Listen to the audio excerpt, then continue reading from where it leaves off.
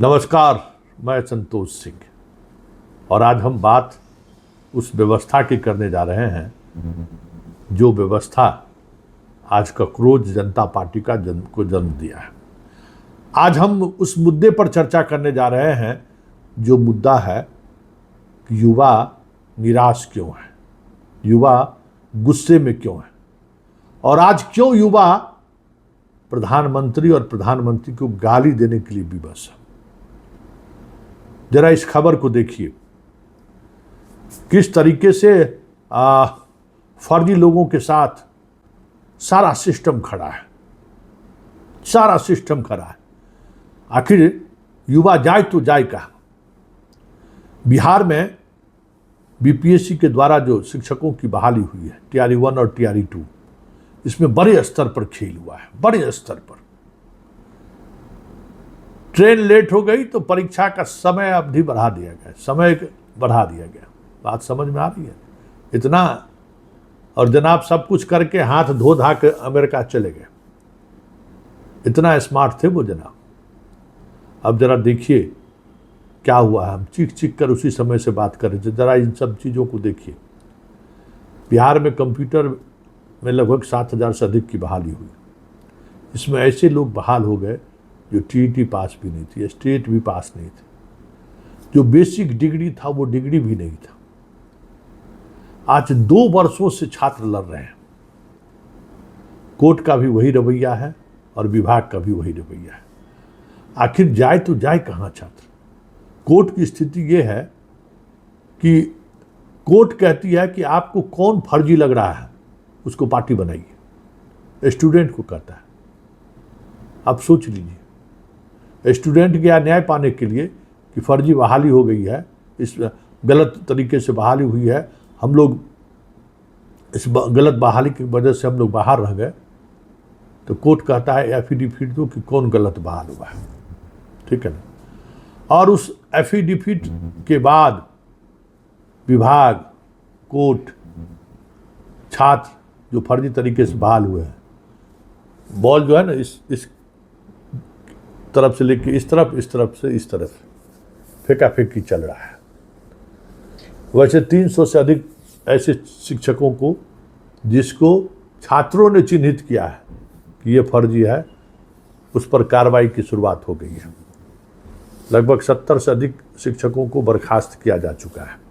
मतलब प्रक्रिया शुरू है। कल तक बर्खास्तगी का काम चल रहा है। लेकिन अभी भी 1700 से 1800 शिक्षक ऐसे हैं जो फर्जी हैं और वो वेतन भी उठा रहे हैं, नौकरी भी कर रहे हैं। कहाँ कहाँ छात्र लड़े भाई, किस किस स्तर पर लड़े, किससे लड़े। गुस्सा वैसे ही थोड़ी है। जंतर मंतर पर जो हुआ वो वैसे ही थोड़ी हुआ। मतलब सरकार और सिस्टम हमेशा ऐसा लगता है कि वो गलत लोगों के साथ खड़ा है। जो न्याय पाने की बात कर रहा है, जो सच के साथ खड़ा है, जो सरकार और सिस्टम में बैठे हुए लोगों को कह रहा है कि ये गलत हुआ है, सरकार उसकी तरफ नोटिस भी नहीं लेता है। सिस्टम उसके बात को सुनने को तैयार नहीं है। तो आखिर होगा क्या। अब ये जो 300 से अधिक शिक्षकों को जो हटाया गया है, अब बताइए, ये जो 3 साल से जो वेतन उठा रहा है उसका देनदारी कौन होगा? कौन होगा उसका देनदारी? गलत तरीके से बहाल शिक्षकों का हाल ये है कि जैसे लगता है कि कोर्ट भी उसी के साथ खड़ा हो। तारीख देने में भी समस्या है, महीनों तारीख देने में लग रहा है। इस तरीके से सेंसिटिव मामले हैं। प्रश्न पत्र लीक, फर्जी बहाली, सॉल्वरगंज का प्रवेश, अगर ये बातें आ रही हैं तो कोर्ट को प्रायोरिटी पर सुनवाई करनी चाहिए ना। 2 साल से छात्र लोग टपला खा रहा है और गरीब लोग जिसको ठीक से पढ़ने के लिए पटना में आकर पिताजी कैसे पैसा भेजते हैं, कोई सरकार और कोर्ट को पता नहीं है। और वो लोग 4 लाख 5 लाख रुपया दे के वकील को कर रहे हैं। और कोर्ट का भी रवैया वही है। अब दरोगा बहाली में फर्जी वाला की बात आई तो कोर्ट नोटिस दिया है, एक के बाद अगले महीना में 3 सप्ताह के बाद आइए। इतने महत्वपूर्ण मामले में 3 सप्ताह जवाब देने के लिए, दाखिल करने के लिए, और जवाब दाखिल कीजिए। लेकिन कोर्ट ये नहीं कह रहा है कि आगे की कार्रवाई को रोकिए, हम सुनवाई कर लेंगे तब हम करेंगे। पता चला कोर्ट में सुनवाई हुआ, जजमेंट हुआ, तब तक सब लोग बहाल हो गए, फर्जी लोग। और वो फिर हाई कोर्ट, सुप्रीम कोर्ट तक जाएगा। सुप्रीम कोर्ट कहेगा अच्छा मानवता का जो होता है, अच्छा ठीक है उतना सीट और अलग से जैसे बहाल कर दीजिए। यही हो रहा है ना। कोर्ट में डिसीजन थोड़ी होता है, कोर्ट में संतुष्ट करने की कोशिश होती है कौन हो रहा है। इसलिए अराजकता और भी है, लोगों का गुस्सा ठंडा नहीं हो रहा है। अब बताइए कि कंप्यूटर शिक्षक ही नहीं, शिक्षक जो TRE 1 और TRE 2 की जो बहाली हुई, आज तक TRE 3 में भी डॉक्यूमेंट्स वेरिफिकेशन नहीं हुआ है। डॉक्यूमेंट्स वेरिफिकेशन नहीं हुआ है। कितने लोग गलत सर्टिफिकेट देकर नौकरी ले लिए हैं, TRE 1 और TRE 2 में। STET TET पास का फर्जी सर्टिफिकेट है।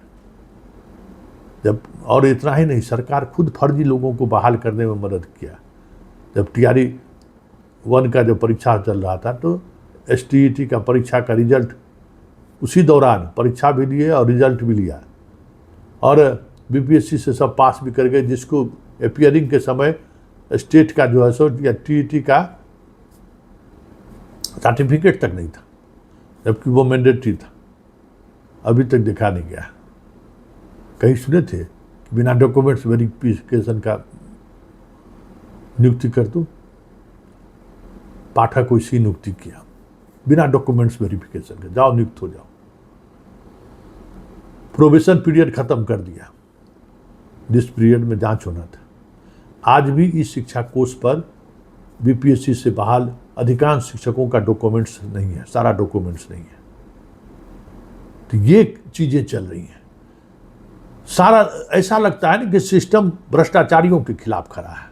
नहीं, भ्रष्टाचारी के साथ खड़ा है। आप अगर भ्रष्टाचार के खिलाफ आवाज उठा रहे हैं तो आप कभी भी ठिकाने पर लग जाइएगा, कभी कुछ भी हो जाएगा, क्योंकि सरकार और सिस्टम ऐसे लोगों के साथ नहीं है। फर्जी बहाली, भ्रष्टाचार, इन सब जैसे मुद्दों पर कोर्ट का रवैया, सरकार का रवैया देखकर हैरान रह जाएंगे। आज़ादी का 80 साल हो गया है। आज हमारे प्रधानमंत्री बड़ी बड़ी बातें कर रहे थे, दिमागी नक्सली। ये जितने छात्र जिसको योग्यता था, जिनको आज कंप्यूटर शिक्षक होना था, वो सड़क पर है, और जिनको न योग्यता है न उस स्थिति में है, वो सब क्या कर रहा है भाई? बल्ले बल्ले है उनको। तो अगर ये आवाज़ उठाए तो दिमागी नक्सली हो जाएगा वो। अगर वो गर्दनी बाग में आंदोलन कर रहा है तो दिमागी नक्सली हो जाएगा। जंतर मंतर पर सवाल खड़ा कर दे सरकार से तो ये दिमागी नक्सली हो जाएगा। सिस्टम और सरकार ऐसे लोगों पर कार्रवाई क्यों नहीं करती है? सिस्टम और सरकार में बैठे लोग इस बात को तस्दीक क्यों नहीं करता है कि फर्जी चीज़ें चल रही है और फर्जी चीज़ें रुक भी नहीं रही हैं? तो छात्र को गुस्सा नहीं आएगा तो क्या आएगा? और गुस्सा आएगा तो आप 47 चलाएंगे, गुस्सा आएगा तो आप टीयर गैस चलाएंगे, गुस्सा आएगा तो आप वाटर कैनन चलाएंगे। अरे ये पुलिस किसके लिए है?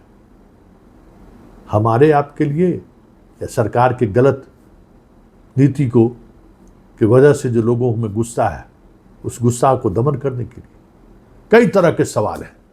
कंप्यूटर वाले मामले में जो रिजल्ट आया है और जिस तरीके की फर्जीवाड़ा की बात सामने आई है, क्या कोर्ट 2 साल से तारीख पर तारीख दिए जा रहे हैं, उसकी जिम्मेवारी कुछ भी नहीं है।